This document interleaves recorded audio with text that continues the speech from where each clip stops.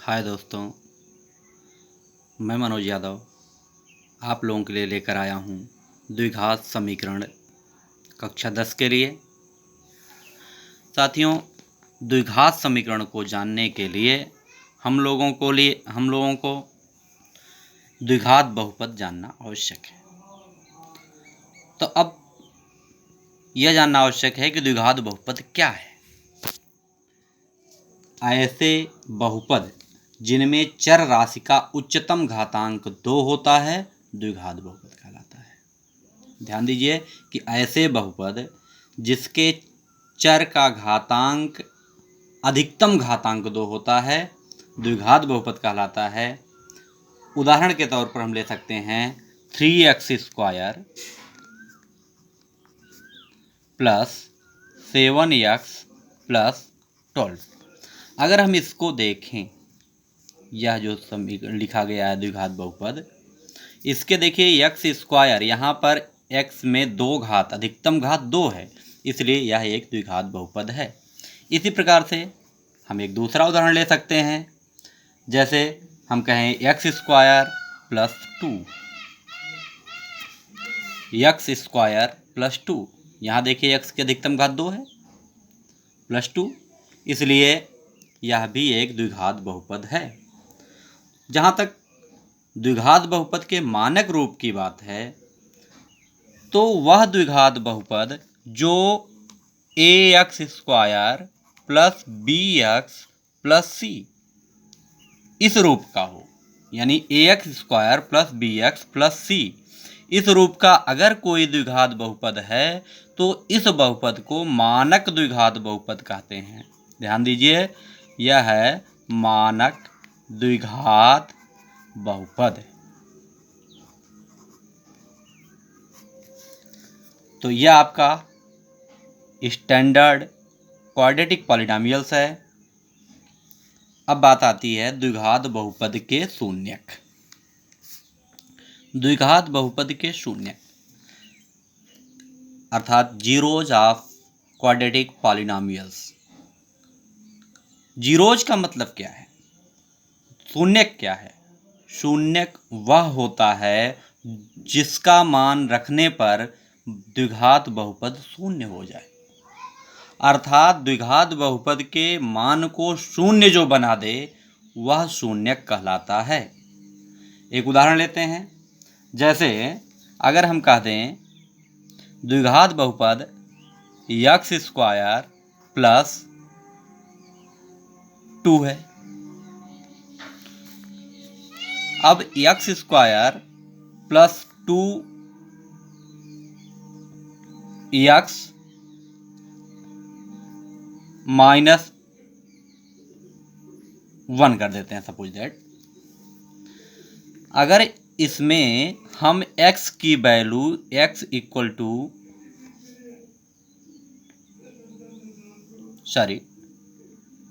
यहाँ पर अगर हम 3 रख दें, x² प्लस 2x माइनस 3, और इसमें x बराबर अगर हम रख दें 1, तो इसकी वैल्यू हो जाएगी x² की जगह आप 1 रखेंगे तो 1 का स्क्वायर प्लस 2, x की वैल्यू 1 माइनस 3 इक्वल टू आपका आ जाएगा 1 plus 2 minus 3 equal to 3 minus 3 equal to 0।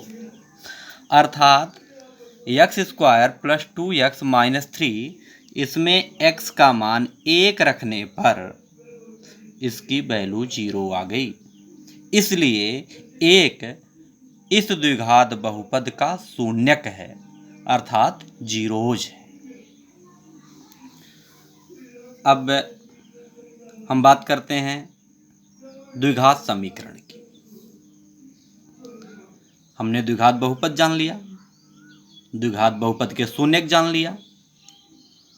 अब हम बात करते हैं द्विघात समीकरण की। अब द्विघात समीकरण क्या है? नाम से ही स्पष्ट है कि ऐसा समीकरण जिसके चर की अधिकतम घात 2 हो द्विघात समीकरण कहलाता है। वह समीकरण जिसके चर की उच्चतम घातांक 2 हो द्विघात समीकरण कहलाता है। उदाहरण के तौर पर हम ले सकते हैं कि जैसे अभी आपको बताया मानक द्विघात बहुपद।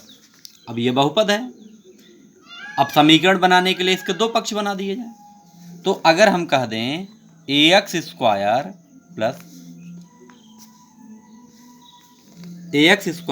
Plus bx plus c equal to 0, ax square plus bx plus c equal to 0 कर दें तो यह आपका मानक द्विघात समीकरण है।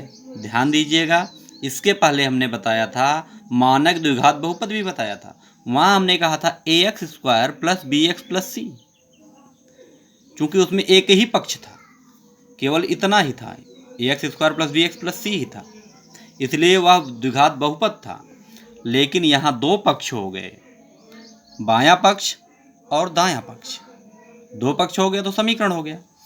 तो यह मानक द्विघात समीकरण है। अब मानक द्विघात समीकरण जानने के बाद हम लोग देखेंगे द्विघात समीकरण कितने प्रकार के होते हैं। तो द्विघात समीकरण दो प्रकार के होते हैं। द्विघात समीकरण दो प्रकार के हैं, शुद्ध द्विघात समीकरण और मिश्र द्विघात समीकरण। शुद्ध द्विघात समीकरण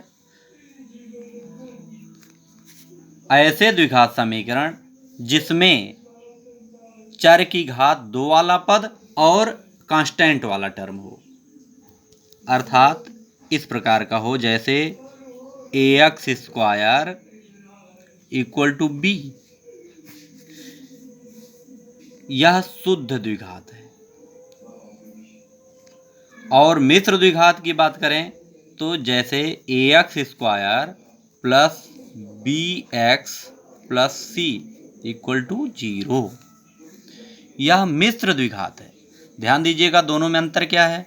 दोनों में अंतर यह है कि ax square plus equal to b और ax square plus bx plus c, इसमें जो है x की एक घात वाला पद यह उपस्थित है, जबकि शुद्ध द्विघात में bx वाला टर्म उपस्थित नहीं है। तो हम ये कह सकते हैं कि वह द्विघात समीकरण जिसमें b का मान 0 हो, वह समीकरण जिसमें b का मान 0 हो वह शुद्ध द्विघात है। वह समीकरण जिसमें b का मान 0 हो वह शुद्ध द्विघात है, और जिसमें b का मान 0 न हो वह मिश्र द्विघात है। अब कुछ द्विघात समीकरण लेते हैं, जैसे x square plus 2x plus 3 equal to 0, x square minus 16 equal to 0। अब आपको यह पहचानना है इसमें कि कौन शुद्ध द्विघात है कौन मिश्र द्विघात है। तो जाहिर सी बात है, आप कंपैरिजन करिए, आप तुलना कर लीजिए। इसमें देखिए b वाला पद यानी x की एक घात वाला पद नहीं है, और इसमें है, तो जिसमें है वह मिश्र है, जिसमें नहीं है वह शुद्ध द्विघात है। अब बात आती है द्विघात समीकरण के मूल।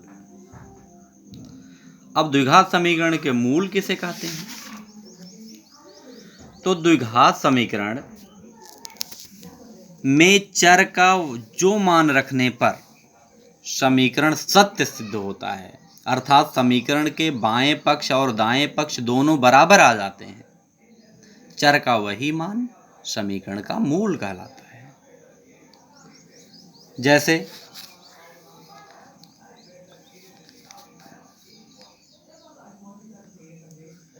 x स्क्वायर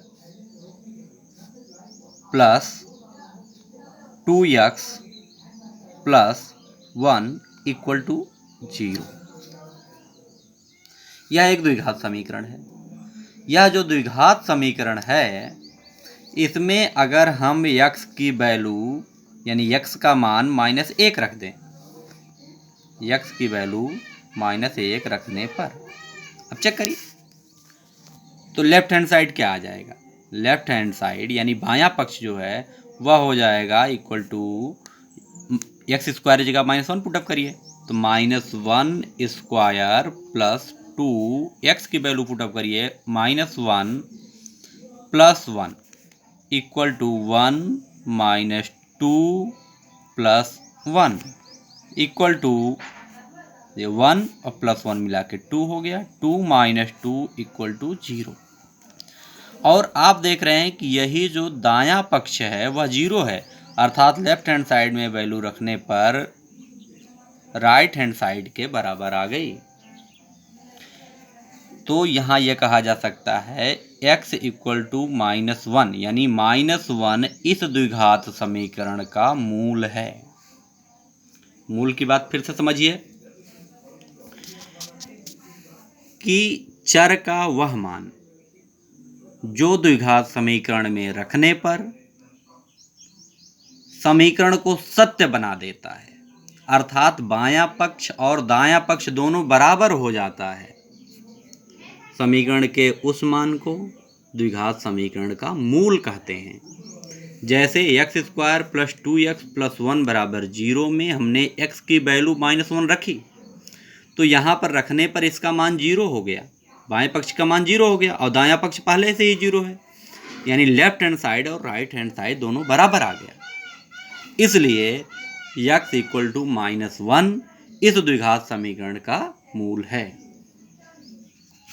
अब आप लोगों के लिए कुछ होमवर्क आपको देते हैं, आप लोग उसको करके देखेंगे, आप पहचानेंगे कि आप उसको कर पा रहे हैं कि नहीं। अगर नहीं कर पाते हैं आप नीचे कमेंट करेंगे।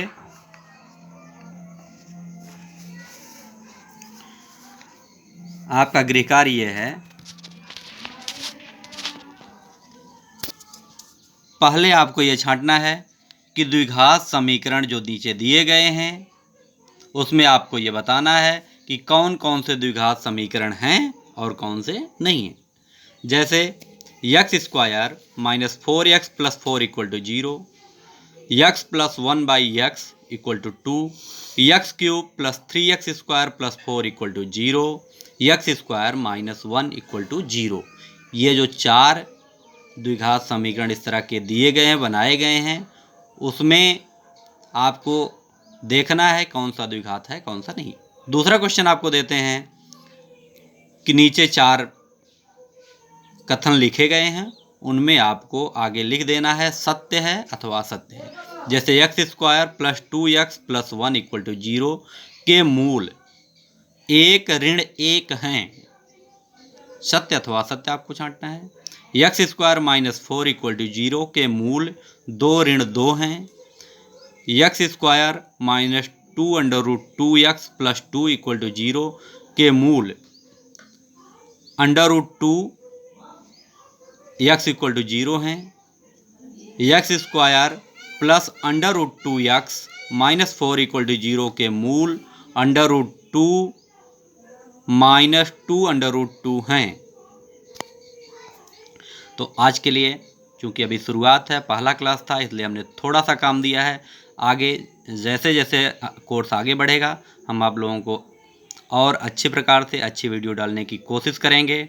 आज के लिए बस इतना ही। आज के लिए बहुत बहुत धन्यवाद।